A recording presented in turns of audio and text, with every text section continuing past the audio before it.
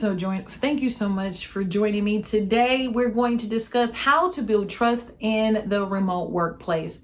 It begins with a recent Gartner Inc. survey showed that in 2020, an astounding 88% of companies worldwide urged their employees to shift from offices to working from home.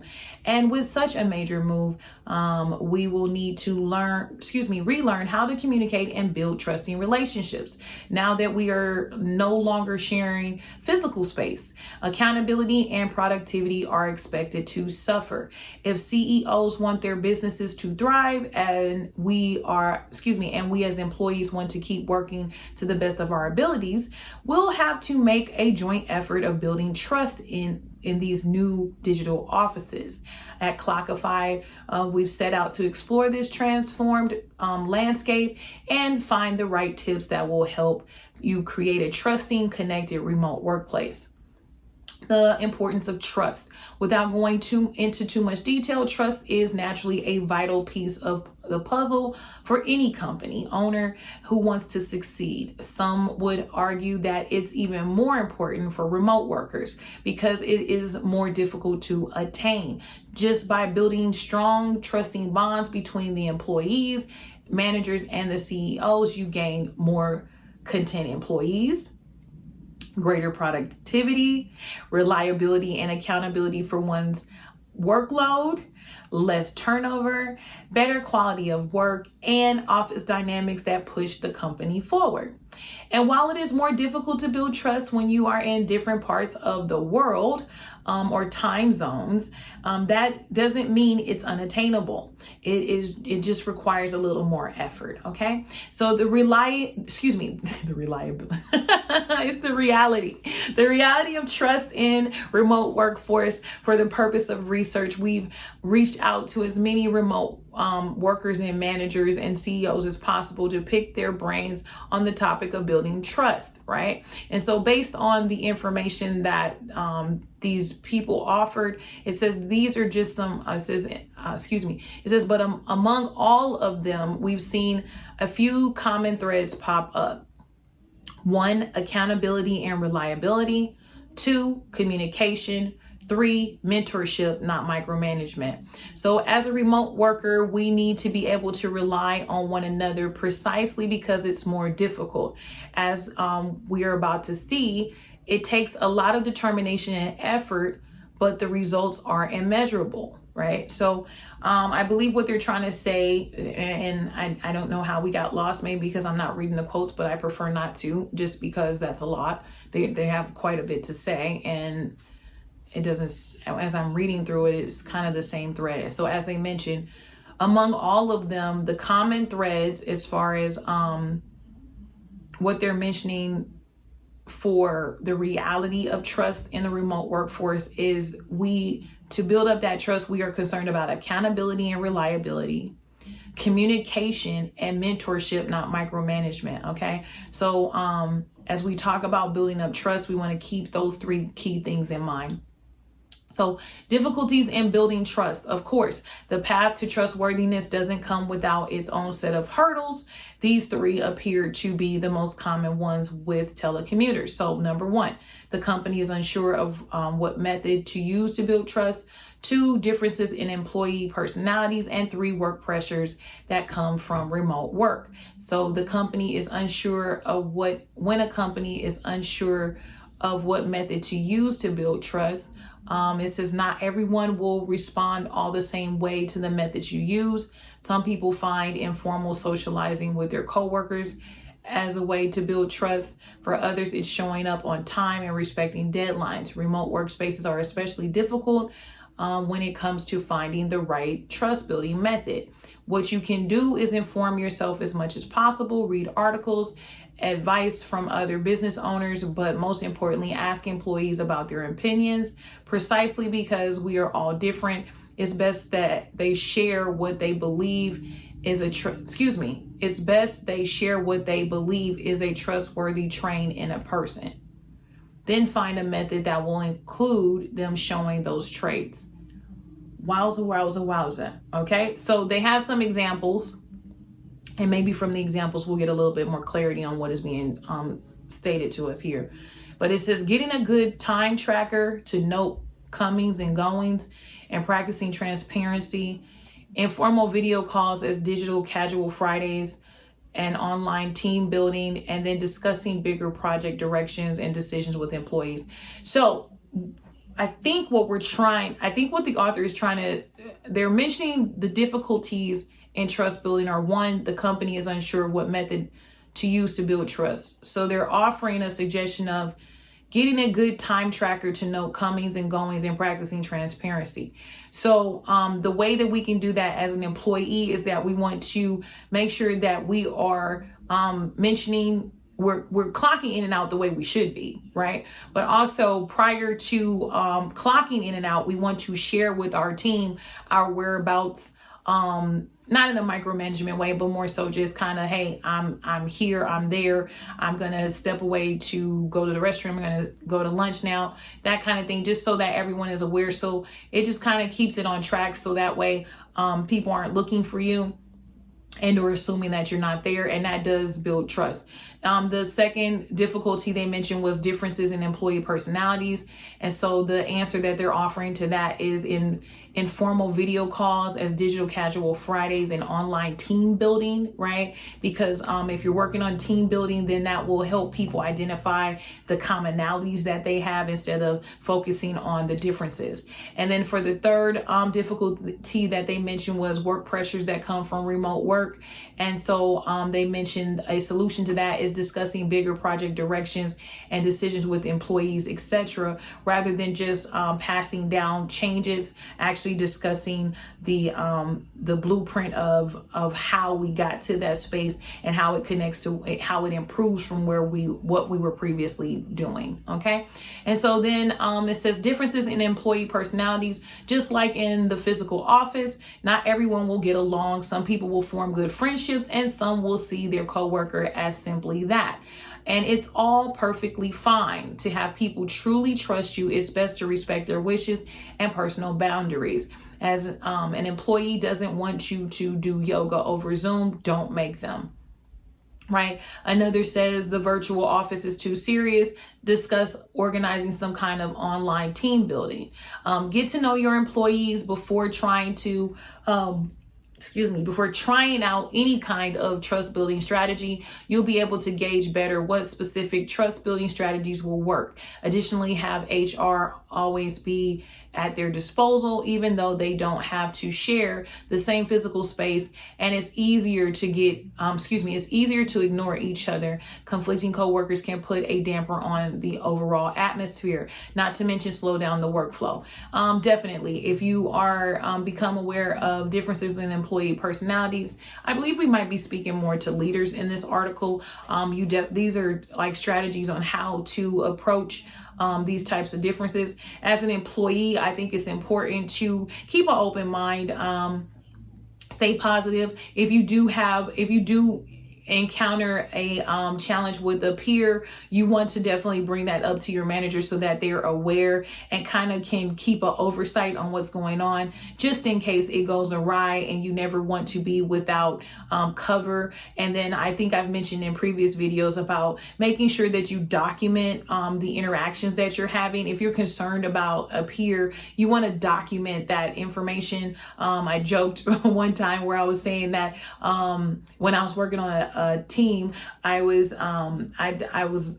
told them I consider myself the queen of receipts, right? Because I'm going to screenshot every single thing just to make sure that I'm covered. So when you know that when you're experiencing a conflict with a peer, you want to make sure that you are documenting that information and storing it away for yourself, so that if you are ever approached by HR and or if HR asks you to provide examples, you have that readily available to you. Okay. All right. So work pressures that come from remote work. Remote workers are known to have a blurrier line between work and free time. A lot of the time they will work longer hours or have more haphazard schedules, especially if they work from home. They often feel the pressure of having to work harder to prove themselves, neglecting their private life. This alone is a major contributor to burnout. A lot of managers and CEOs have this misconception that working from home is easier and makes employees more accessible. This is absolutely wrong. If you want employees' trust, you should let them know they have fixed work hours and practice little to no overtime. Be understanding about personal days off and set realistic deadlines. Yes, I definitely agree with that, and do now understand for sure. This article is coming from a leadership perspective. As an employee, when your boss performs these tasks, you know that you are able to trust them, right? If they are respectful of the fact that if they're promoting work-life balance, then in my opinion, they're a good boss, right? Because even though you spend a lot of your adult life working, it doesn't mean that your work is your life. Okay. So you want to make sure that you're staying balanced, and then having a boss that encourages that balance is definitely a boss that you can trust. Okay. So it says building trust on different levels. Building trust as a teammate, co-worker, you want to take initiative, but be unobtrusive, right? So by taking initiative, we are starting conversations, asking questions, and making comments when others might back down. If you have a concern about a project or a deadline, and you know others might feel the same, voice your opinion. However, keep in mind that for some, this kind of action might seem a little too forward if you do it often. No one likes a a show off. I don't know why I said she wolf.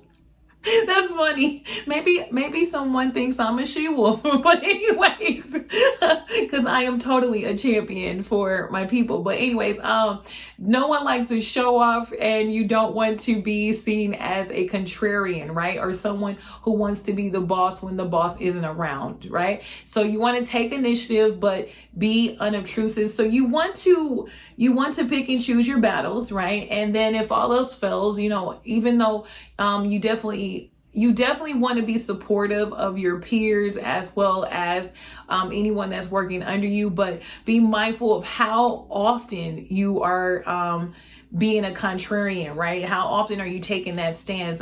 Make sure that you are blending in their support. I like to compliment when someone has done something very well. Not that I'm your boss, but just that I notice that that's a great job. That kind of balances out whenever I do bring up something that someone is not doing, right? And so you just want to kind of balance it out, so that way you're not coming across as someone that wants to be the boss, right?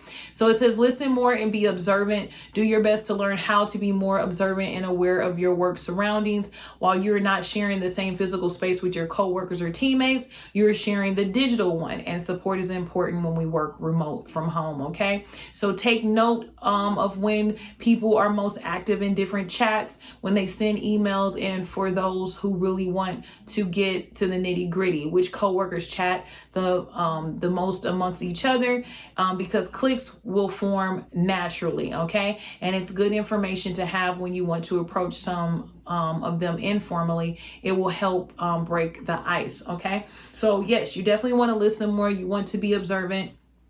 That is definitely absolutely why I practice in meetings taking notes and typing in chat rather than coming off mute and talking. One, I'm not your boss, and I like to ask more questions rather than offer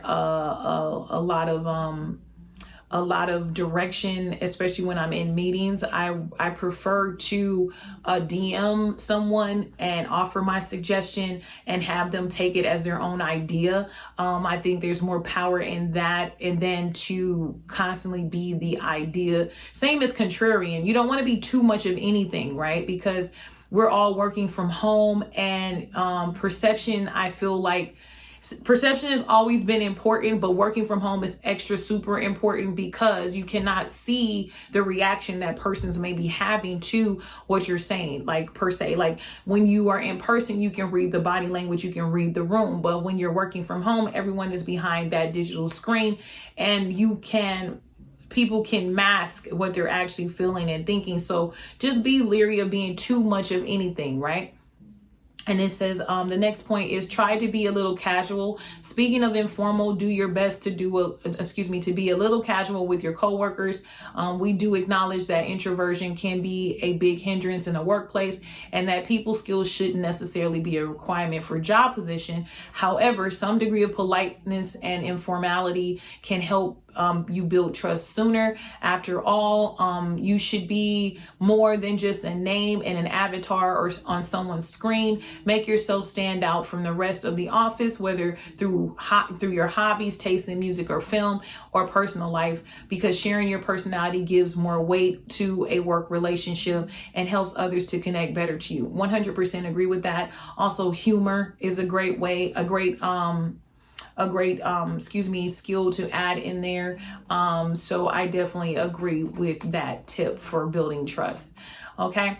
And then I say you can share, but don't overshare, right? Again, it's all about balance. The next tip that they offer is respect others' boundaries and create your own. We can all agree that there's nothing more appreciated than when our teammates respect our boundaries, whether it's not sending us emails or texts after work or letting us vent out a frustration over the latest meeting. If your coworkers have clearly set rules for work communication, respect their choices and schedules no matter what. And if there are none, ask directly. A simple, hey, can you tell me if there are any set boundaries you have for work communication can go a long way. Or saying, hey, if I accidentally overstep any boundaries, feel free to let me know. We'll let others know you respect their space and are trustworthy. Boundaries also mean respecting someone's availability status on chat. Is in much the same way, be open with your own boundaries, present them as they are, a means to keep your work-life balance, not some draconian laws everyone must follow or else, right? You don't want to alienate people by sounding too strict with your time either. Absolutely. What I had to work on was the position that I served in. The previous person that served in that position constantly told people that they were busy and unavailable. Not that it mattered, it created a boundary, right? But I did champion a lot for expressing that I am busy, however, I am available, right? I don't want you to feel like you can't just pop in and say hello to me or tell me something, because there might be something that I really do need to know and I want to know. So it's definitely you want to set those boundaries, but you also, like it mentioned, don't have draconian laws like do this or else. You still want to be supportive, which is the next topic, sorry, but you do want to make sure that you have those open as far as this, and to me this goes for leadership as well as an employee. You want to be open and available as an employee for your boss to be able to reach out to you, for your peers to be able to reach out to you for assistance. You just want to have that open door. Okay. Excuse me. And so then it says, be supportive. We often see announcements in group chats. Someone got married, had a baby, bought a new car, moved to a new place, etc. And people usually respond with emotions or write a congratulatory message. You should be open to doing the same, as good news can be scarce these days. And if possible, send them a direct message and congratulate them one-on-one, or ask for more details, all in good taste, of course. Best case scenario, it sparks up a conversation that leads to a better relationship. Worst case scenario, you send a slightly more personalized congratulatory message to a coworker. It's a win-win. Totally agree with that. I practice that. I said it. I know I've talked about if they share even bad news, I follow up with them.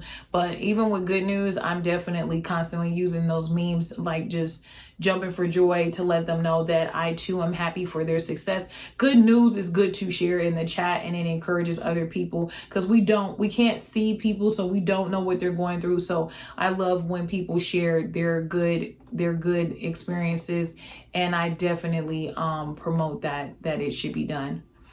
And it does build trust to reach out in DM. All right, so it says be open to learning and asking questions. There are a few better ways to strengthen trust than admitting mistakes and learning from your coworkers. When you're not afraid to show your faults and are open about learning from them, it shows others that you are transparent about your work. How? If you have a problem finishing a task and there is someone on your team who could help, you have two options: admitting you're stuck despite the initial embarrassment and asking for help, or stay quiet, thinking you'll seem incompetent and try to power through alone. What will most likely happen is that in the first case, the task will be finished on time with some help, and your coworker will feel more confident about themselves and at ease about your about your honesty and openness. In the second case, you run the risk of pushing back the deadline, doing a subpar job, and when they find out, your coworkers can label you as someone who is too proud to ask for help at the group's expense. Definitely, I love that tip. I don't even think I have anything to add to that. It is something that I practice. I mean, the best way to gain support is by admitting that you're human and cannot do everything. I mean, being the she-wolf and superwoman or Superman is great, fine and dandy, but it is a hard role to keep up, even if you are the boss.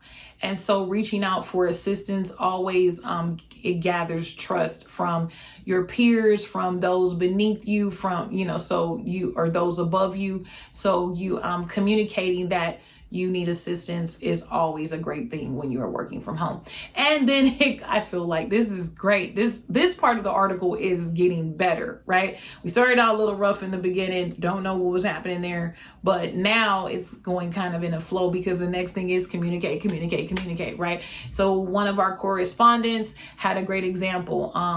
And so is basically the example tells us that communication can go a long way towards building trust.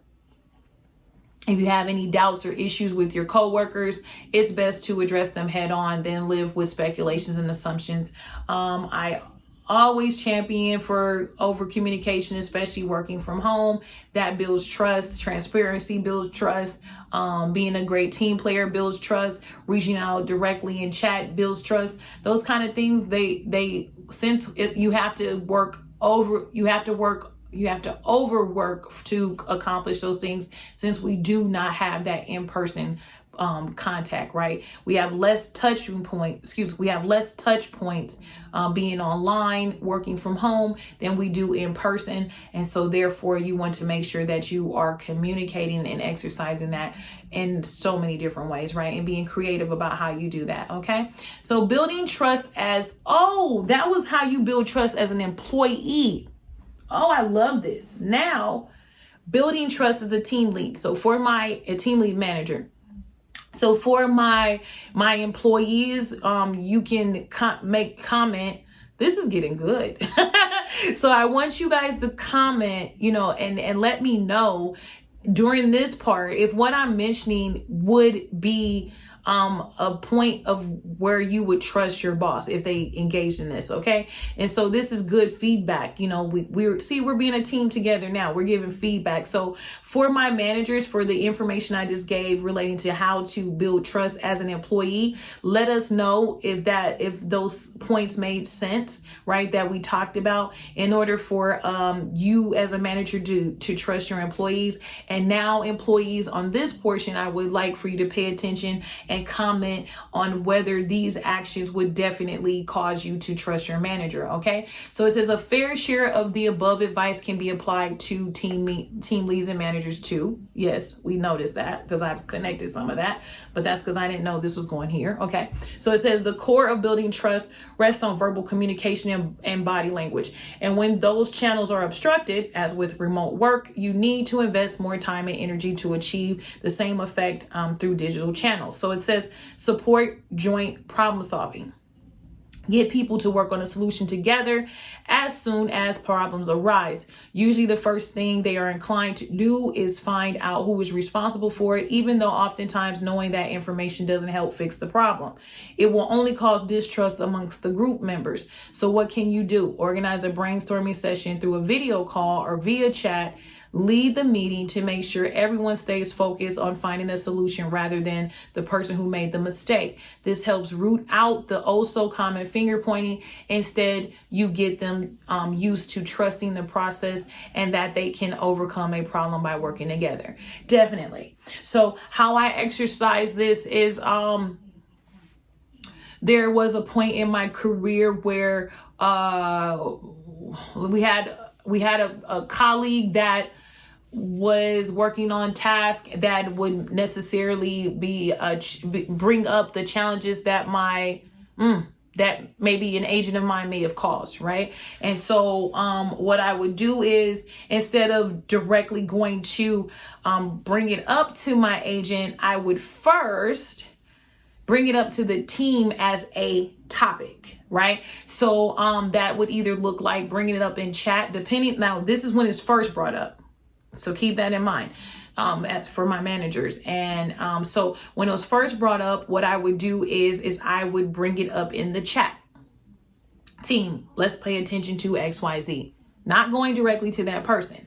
The second time, if the colleague would bring up that the same agent did this again, then I would then bring it up in a meeting, right? I would bring it up in the team meeting, because now you've already gotten the instruction in the chat, and now you're going to get it in the team meeting. Everyone is getting it at the same time, so we're all on the same page. Because in the chat, you might have missed it, right? You might not have been there that day. You might have overlooked it because you were busy working, whatever the case may be. So now, as I'm bringing it up in the meeting and I have your complete attention, right? Because that's the expectation during that meeting.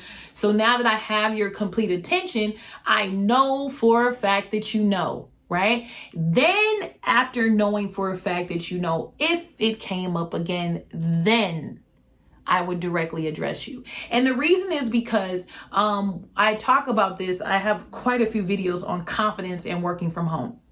Confidence is very important, not just in getting a promotion, just in performing your job to the best of your ability, right? So you want to make sure as the leader that your team is confident, because they don't have you looming over them. They don't have you. I mean, even with what I noticed with working from home, it's oftentimes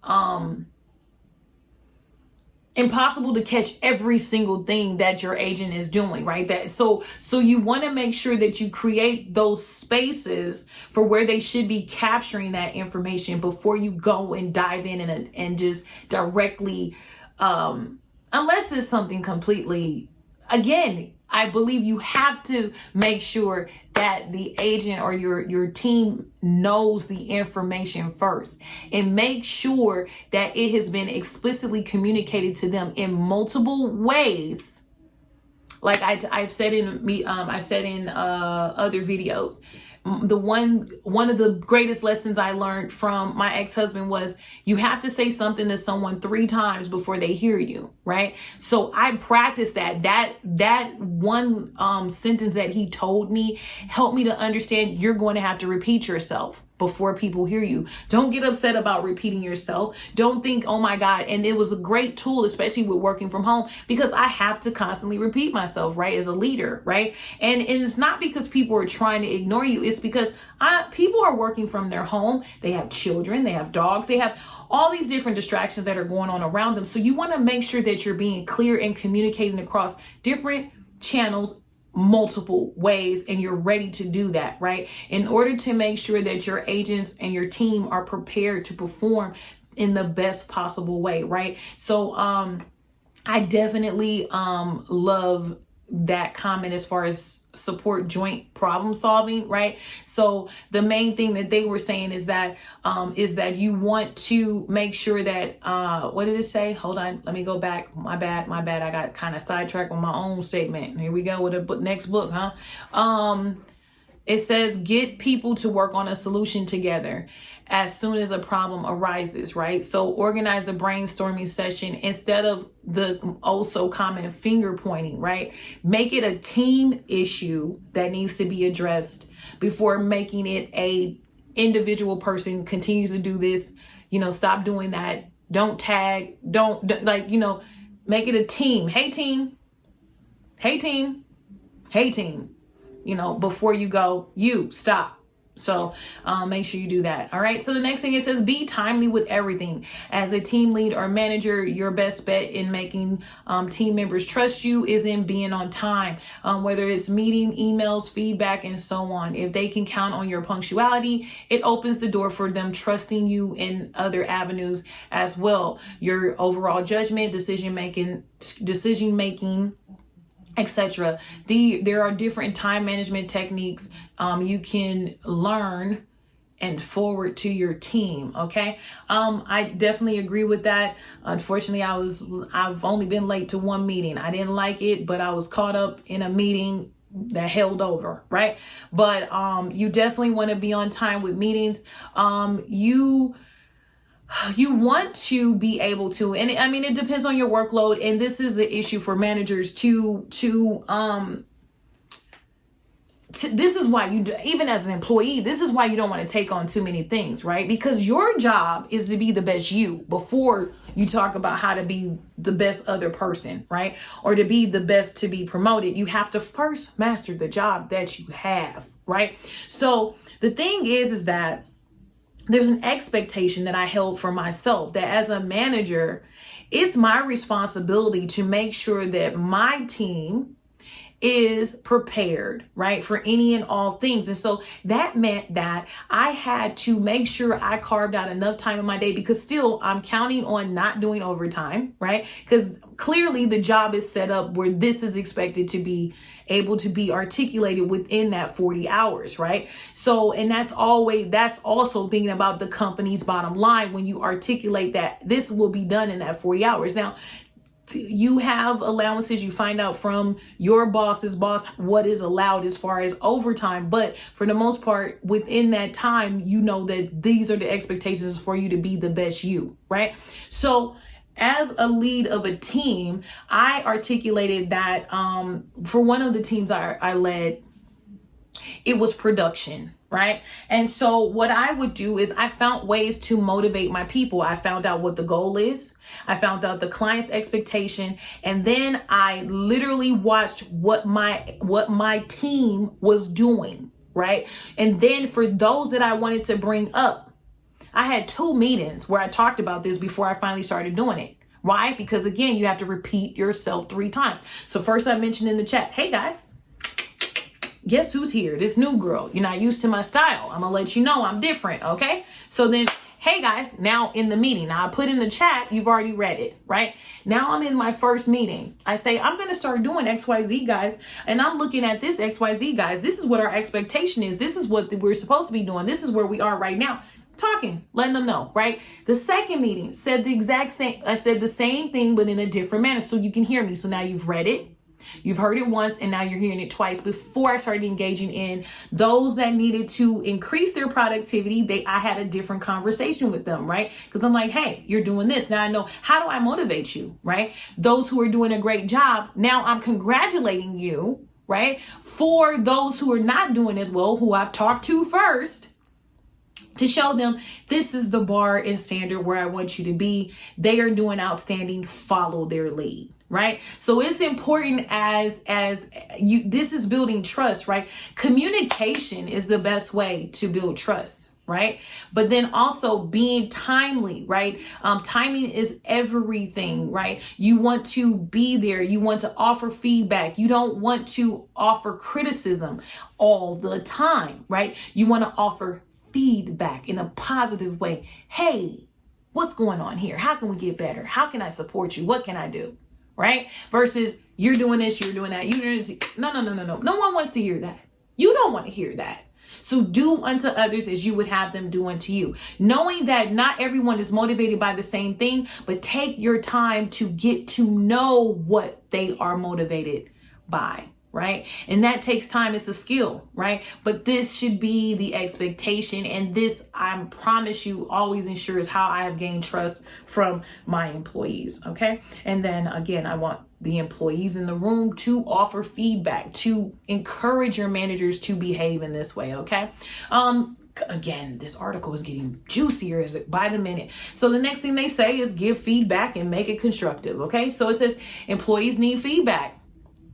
They need you to be there. They need you to be on time. They need you to, they need you, even when they don't know, need you ahead of time, right? So another team that I was leading, it was about evaluations, right? More so than production, right? So they were producing, the job was all production. So it was more about evaluations, right? So how do I help you improve your evaluations so that you have the highest score? Well, what I'm gonna do is I'm not gonna wait for you to reach out to me and ask me for feedback about your latest evaluation. Instead, I am going to review ahead of time and say, hey, by the way, I've already reviewed this for you, and I just think you should do X, Y, Z. You did a great job here, da, da, da, da. Offer the feedback, okay? So I'm going to read what the author says. They're probably going to say what I just said. Hopefully they are just as smart as me. No, I'm just kidding. I'm not going to go there today. It's that kind of moment, huh? But anyways, okay, so it says employees need feedback. And keeps them moving forward, even if they don't feel up to the task, right? So remote workers in particular, as they have no way to see you in person and gauge your reactions to them, more than anyone else, they need the boost to stay happy and productive. Giving regular feedback builds trust and presence and fair judgment of their work ethics. What is more, they can trust you will vouch for them when they bring up raises or have an issue with the work itself. For example, a team member knows there are no records of them being productive and a contributing member of the team with good results. When they hit a rough patch, like getting ill, missing work for an emergency, or simply have a string of bad days that impact their mental health, they can rest assured you will know it's not them being lazy, because they trust you and the feedback process to know their work ethic is not misjudged. Bravo. Bravo way to say it. I can't say it better. Plus I gave a prefix. You're all good. All right. So then the next tip is to step in only when you have to. Trust also means knowing that employees can autonomously decide what is best for their work process, and having faith in their judgment. This is the part where, in turn, managers and team leads need to build trust with others. The first step in practicing this is to slowly but surely start relinquishing control. Leave certain low-level decisions up to them. Guide them on how to communicate and let them sort out future problems themselves unless they require HR mediation. Team members need to work independently. They will notice that you trust them and will step it up to maintain that trust. 100% agree. Okay. So what this looks like in the work from home environment is that, you can kind of see things happening in chat, right? Because you're the manager, you're watching. And sometimes when you decide to jump in prematurely, or you jump in too soon, and you don't let them work it out themselves, you actually can create an environment as if you have favoritism. So sometimes you just have to step back and just read and see how they resolve it themselves. And then after it's completed, step in with some positive affirmation. My favorite hashtag is hashtag teamwork. Great work, team. And I'm out. That way they know I was right there reading, right? But I didn't jump in because I trust that you all can resolve this yourself, right? So another way that looks like for the team that was more about evaluations is sometimes they would have questions. I would wait and let their peers answer, right? Let your peers tell you how they're handling it, right? So then that way the team knows I'm here. I'm right here, but I'm letting you guys support each other because it's still a team, right? I'm just the leader of the team, but it doesn't mean I am the team. I can't do this without you, and you need my final say so to do it as well, right? So I'm going to protect those I need to protect. I'm going to support those I need to support, but at the same time, you all are working together. So letting them work it out on their own definitely shows that you are trusting them. And then when they know that you're trusting them, they are more willing to trust you, right? So I definitely think that is an absolute good point. All right. So then the next one that they bring up is we did that one. So it says next one they bring up is except that there will never be complete trust. I like this one. Okay, so our other correspondent had a very insightful point, and what we can learn from the statement is that measuring productivity is also a form of building trust. That is why there is no shame in tracking employee time spent on tasks and identifying wasted time. Full transparency means trusting that everyone will do their part responsibly. And then there are apps that are a great way to keep team members accountable. So because that sounds like I want to read the example of what the person stated, I'm going to read this quote. So, quote, "We can embrace the mentality of trust, but verify." Oh God, this is my thing. Okay, so I'm happy I'm reading this. It says, "Trust that your staff has potential, is confident, and is hardworking. Verify that their work by means of spot checking, editing, and giving feedback in order to help them improve. It takes time for staff to build their believability and credibility in a company. Otherwise, experience is moot, and we eliminate the essence of mentorship. At every tier, we should have a regular checking system, such as a performance review, in order to concretely discuss progress." Yes. I didn't need to read it, my bad. But trust but verify, right? You have your auditing systems, you have your evaluations, you review the recordings, you are reading through the chats, you are checking where they are and what they're doing. When they are stepping out of line, you are reaching out to them to let them know, "Hey, I see you. Is everything okay?" Not, "Hey, I see you. Where are you? Get back here." Is everything okay? Is there any way that I can support you to make this better? How can we get you to the point where you need to be, so that I don't have to reach out to you, right? Because again, I am following the instructions that I am receiving from my boss in order to make sure you're following the instructions that the boss is expecting to be performed in order for the vision to be accomplished, right? So yes, you definitely want to follow up. You don't want to be a micromanager. Sometimes I see things and let it slide.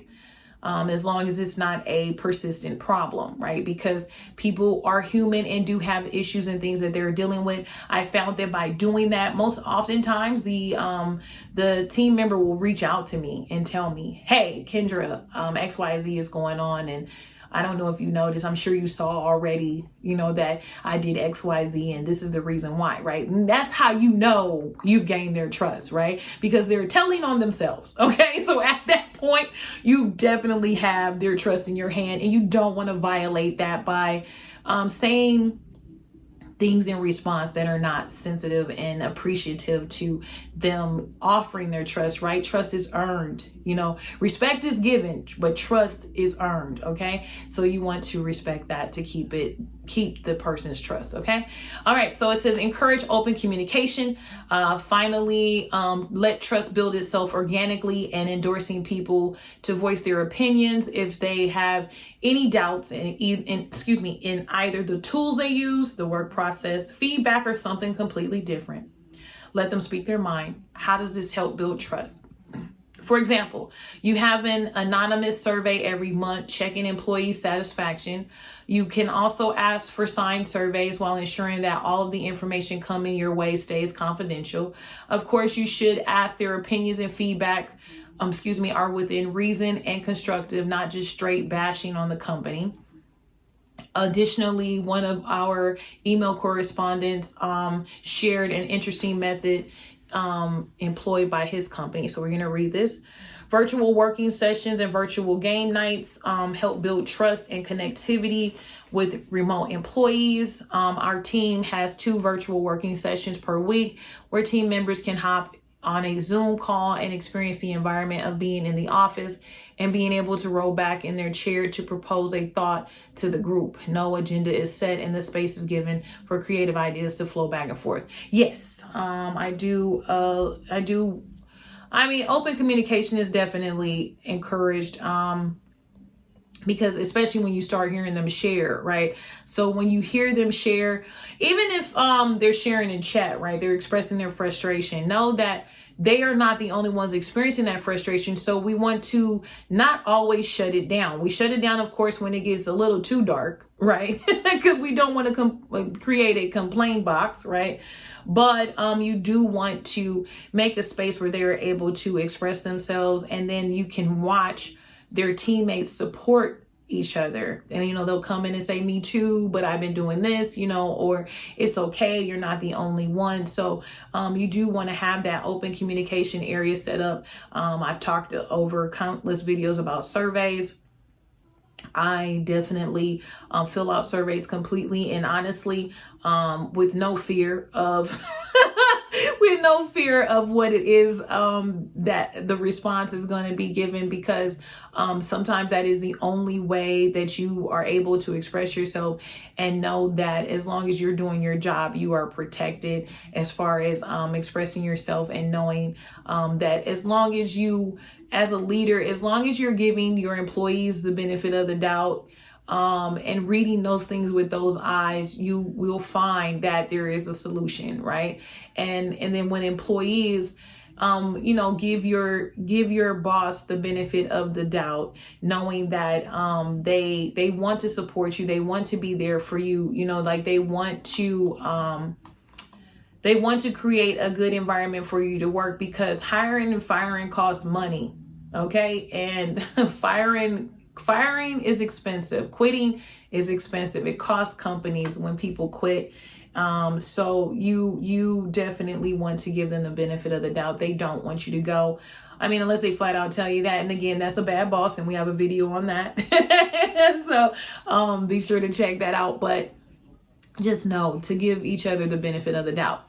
All right. So we have a juicy addition here. All right. So I'm talking to my trusted my employers and my CEOs. All right, let's see what they got. So they say building trust as an employer and a CEO. And thank you all for still being here with me. I appreciate you. I didn't realize this video was going to be as long as it is, but please stay for this last part. We are almost near the end. Okay.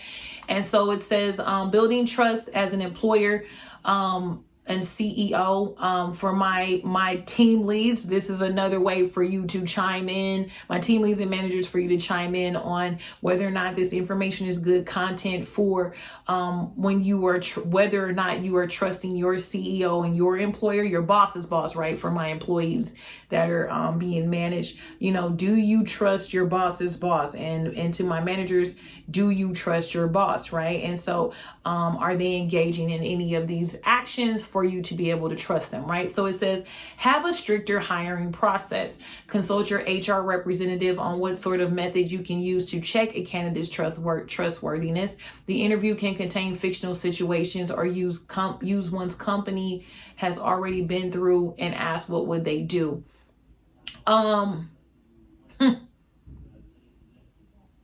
So I'm going to answer these from a perspective as being an entrepreneur, right? And having formally engaging and having employees. I am always an advocate for a strict hiring process. I'm not going to say that every job I've had that I think they do. But absolutely, you definitely want to ask fictional situations. The reason why you're asking those fictional situations is so that you can trust the person, so that you can put yourself in, so that you can try to learn if you can trust, right? Because people can be great. They can watch my video and learn how to answer these questions right now. So people can answer questions in a great way. And so when they can answer them in a great way and not necessarily be that as an employee. But when you set up those fictional situations, you're gathering different parts of information that will give you clues on whether or not you're going to be able to trust this employee, right? And so as I'm talking to my managers, what I want to ask you is, What did you think of your boss, as the CEO, the employer, asking you fictional situations? Did you like those questions? Did you answer those questions honestly, right? Do you think they were good questions? Like, did you like them? Did you think they were good questions for your interviewing process? Do you do you agree that this was good, a good way for as far as when you were hired, if you enjoyed that part? Okay. So next it says, ask for opinions and thoughts as often as possible.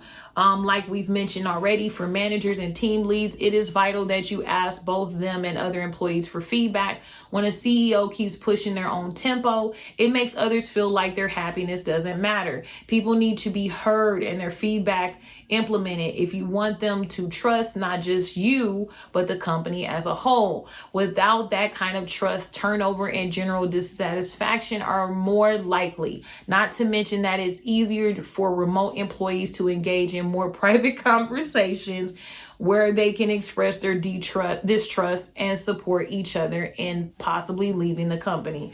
I guess you can tell I like that one. And I know something about private conversations, right? Absolutely 100%. You do want to ask people's opinions. You do want to get their feedback. The more feedback that you can get from your employees and managers, independently or what is that word? Oh, it's not naturally. Oh, there's a word for it. Oh, no one's in the room with me to. There's a word for it. It talked about earlier open communication, right? It talked about earlier surveys. When you create an environment where people can share in a space where they're free to share. The guy gave the example of how he has a Zoom room where everyone can just speak freely without there being any sort of consequence, right? And those types of things, there is a word for it, guys. I'm so sorry, I'm not remembering it right now. Those types of spaces are great. Great ways to avoid groupthink and to avoid what this author mentioned as far as the private chats that are happening where they're expressing their distrust, right? And where you start seeing the employees discussing where they're going next together, right? So when you create those environments, and you cannot please everyone. Get it out your head. It ain't gonna happen. I'm 100% sure that even those companies that are listed as the happiest places to work and the top companies to work, I promise you there is somebody that is down, like in the movie The Office, where he's like, I'm in the basement with my red button ready to blow the whole place up, right? There is definitely someone still there. But what it is that for some of those things, for some of those ideas that are mentioned, because some of those ideas are good things, for some of those ideas, you want to actually implement them. And that is how you gain trust. You can't gain everyone's trust. I think this article mentioned that. You're not going to get complete trust from everyone. But when you have that perception, or when your people have that perception that they have a space to be heard, you can gain enough people's trust, right? That you can become on that list for being the company that is happy, that everyone is happy to work. Okay. So that is a great way. I love my explanation, if I'm going to pat myself on the back today. Right. All right. So then the next tip, I do like that. Ask for the opinions and thoughts as often as possible, because when you create, people, I had talked to one time, my boss has said, a boss has said this to me. A boss of mine has said to me, they mentioned, right? I've had multiple bosses say this. Oh my God, I just thought about this. Okay. So they said to me that people can be afraid to tell me and share. And I'm thinking, says who, right? Because I'm not, but it's true. It might not be Kendra that's afraid of you to say and speak her mind, but there are people that, like they've had bad experiences with other bosses. And so they're not as free to share. So when you create that space where anyone can share, for those that are not afraid to share, as they share and things slightly tweak and get changed, then those who are afraid to share will begin to share more. And now you're getting more people on that trust bandwagon, right? And then that's retention, right? Because again, hiring and firing costs money. That affects your bottom line. Okay. All right. So another tip, and this is the second to last tip for our CEOs and employers: provide reliable and intuitive workspace tools. Okay.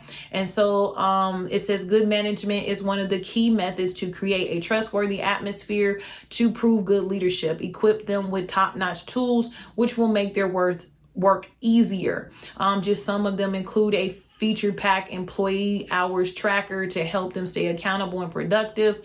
Another is a customer relationship management tool for your sales and marketing team, and HR HR platforms to give the HR department access to more information in your employees, a place to get to know each other. Of course, it goes without saying that it's best to find tools that are affordable, but not completely free. Employees notice when the CEO is taking advantage of free platforms, and oftentimes the free plans aren't scalable for larger companies, which only makes their jobs difficult. Stinginess also breeds distrust. It forms an opinion that you don't really care about helping your employees do better. 100% agree with that. I'm not saying you need to spend a mint, but I'm just saying I had once worked as a top level manager for a CEO that definitely watched the dollars, and this was exactly the opinion of the people that worked for that person. And it said they felt like that the person did not care about helping them do better, right? So you do want to keep that in mind. Lastly, the tip that they've brought up for CEOs is use performance plans. Employee performance plans can show you're interested in employees' progress instead of considering them expendable. We live in an age where fear of expendability grows stronger by the day. Technology keeps reminding us that we can all become easily replaced and our job made obsolete. Similarly to constructive feedback, regularly conducted performance plans benefit both you and the employees. They know you are present and keep their improvement in mind, while you get information on how well they perform and where you can contribute by providing online seminars, courses, mentorships, etc. We have some practical advice on crafting performance plans and how to make them work.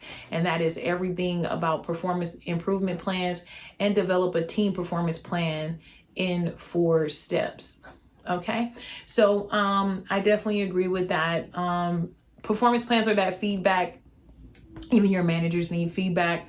And I believe all successful companies include feedback, So and then I like to have in the feedback also the surveys that my employees gave the manager, and actually discuss with them the feedback that we receive from their employees.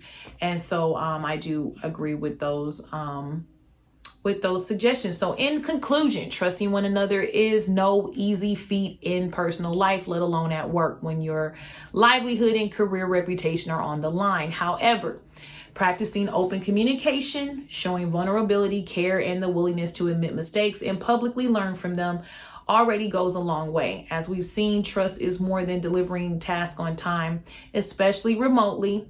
When you see your coworkers through their profile pictures and words on the screen, learning about each other, helping and knowing we are a part of something larger than us is bound to overcome any physical distance. And I just want to say I totally agree with that. I appreciate you all for staying with me for this time where we're discussing trust within the workplace. And I love how the author did it for levels, where we talked about building trust as employees, building trust as the manager, and building trust as a CEO.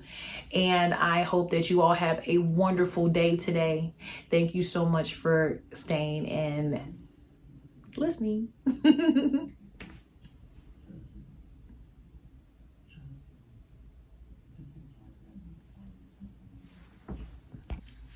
Hello, my name is Kendra, the official business renovator.